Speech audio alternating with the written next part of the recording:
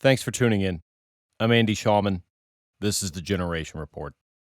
Having now spent many years not only producing this podcast, but also following conversation about the fourth turning wherever I can find it, I feel comfortable saying that most people who take a deep dive into these ideas draw a hopeful vision of the future from them. I certainly understand the tendency from my own experience. The trouble is, when that optimism creates the assumption that the changes happening around us are all leading towards some kind of neat or rational resolution, the irrational side of big crises has to be either justified as rational somehow, criticized on political grounds, or otherwise completely ignored. In view of recent developments between India and Pakistan, it frustrates me that Neil Howe and others have insisted for years that good can come from war, even total war. We live in a time when one nuclear weapon launched against a civilian population could unleash devastation unlike anything the world has ever seen, not to mention incite a chain reaction that could destroy civilization altogether. A whole lot of art, music, political rhetoric, and diplomatic policy over the past 80 years has been crafted in the name of reminding the world of this fact. I say it's best we not forget it.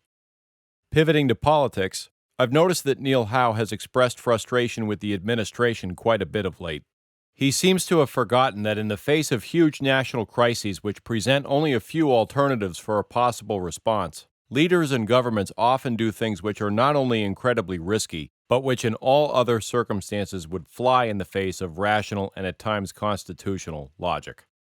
FDR made decisions in the 1930s that almost certainly prolonged the Great Depression. Never mind the decisions he made in the late 30s and early 40s, which few would regard as constitutionally or morally defensible.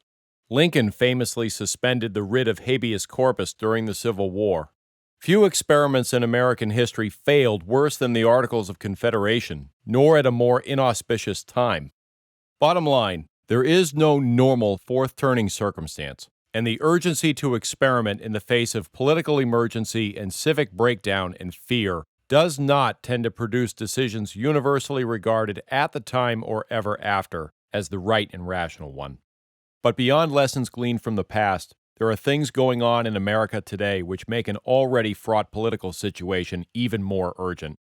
And to be direct, Neil's assessment of what those things are, and my own, bear little resemblance to each other. On the current news front, the rise of indiscriminate violence we're seeing around the country is awful and terrifying. There's no rational explanation that can give cover for it, and I'm not afraid to point out that when the violence seems to have an ideological component behind it, it's coming from one side of the spectrum. Regarding the news on President Biden, it's hard to offer anything that hasn't already been said, but here goes. For all the talk about the complicity of the media and who knew what and when about Biden's condition, and I'm of the belief that John Meacham absolutely knew Biden was fading as far back as at least 2019. The big takeaway for me is that this class of American elites will never again distinguish between the version of the truth that serves their purposes and makes them feel noble and enlightened in the moment and the actual truth. T.S. Eliot's poem The Rock, written in 1934, captures in the first chorus what Neil Howe has steered away from for a long time. The acknowledgement that civilizational crises escalate less as the result of a predictable generational cycle than as the byproduct of the fact that we are all to some degree beholden to our inherent flaws. That concession doesn't carry the aura of rationality and certainty that generational theory does, but I now see it as a concession of the truth, and in the end, what's more illuminating than that? Thank you for listening. May God bless America.